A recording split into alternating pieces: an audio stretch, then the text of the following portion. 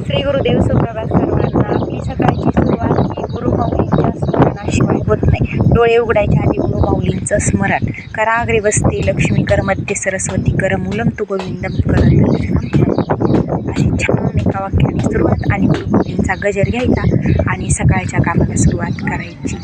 आता मी आली होती बघा बोर बंद करायला. मला करायची होती पुटी.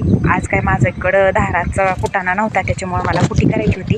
मग इथं मला सीताफळाच्या झाडाला छान असं मोठं सीताफळ दिसलेलं आहे. आता तिथं थोडंसं पाकळं पण पिकलं आहे म्हणून घेतलं तोडून. आणि आमचं सकाळचं वातावरण बघा इकडं छान आहे ना. 5:15ला तर उजडायला लागतं. मी इकडं माझ्या सकाळच्या स्वयंपाकाची तयारी चालू आहे आणि स्वयंपाक झाला की कसं पटकन भांडे घासून घ्यावे म्हटलं. भांडे घासून घेतले आणि कपडे पण निरम्यात घालून घेतले. आता मग म्हटलं आधी देवपूजा करावी आणि परत कपडे धुवावे. आता गाईंना ती सोडायला पण जायचं होतं, त्याच्यामुळे मग काय कपडे परत आल्यानंतर धुवायला येते आणि देवपूजा करून घेतलेली होती. देवपूजा अशी छान माझी देवपूजा झालेली आहे. आज काय पायघडी घातलेली नाही, कारण जरा आवरावरी करायची होती त्याच्यामुळं. आणि देवपूजा करत करत साधना पण करून घेतली, कानमंत्र करून घेतला हेडफोन कानात घालून. टॉमिनीसाठी भाकर आणली होती गोट्यावर जाताना, परत तिला भाकर ती टाकली. आणि ह्यांच्याबरोबर जायचं होतं मला खवा द्यायला. ती त्यांच्याबरोबर गेले. मला पिऊसाठी ओढणे ती आणायची होती, थोडीशी खरेदी करायची होती, शॉपिंग करायची होती.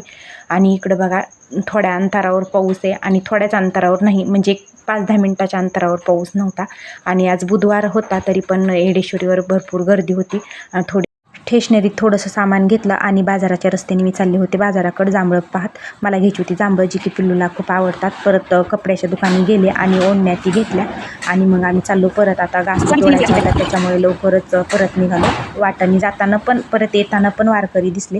आणि आज आम्ही दोघांनीच घास तोडलेला होता, कारण उशीर झाला होता, 4 वाजलेले होते. मग दोघांनी दुईपून पटपट घास तोडून घेतला आणि धाराती काढून आवरायचं होतं. आणि माझे कपडे मी धुवायला टाकलेले होते, त्याच्यामुळं रानातले कपडे काही घातले नव्हते. घास तोडून झाला आणि धाराही काढून झाल्या होत्या. हे गेले दूध ठेवायला, तोपर्यंत घरात एवढा साप निघला होता बघा.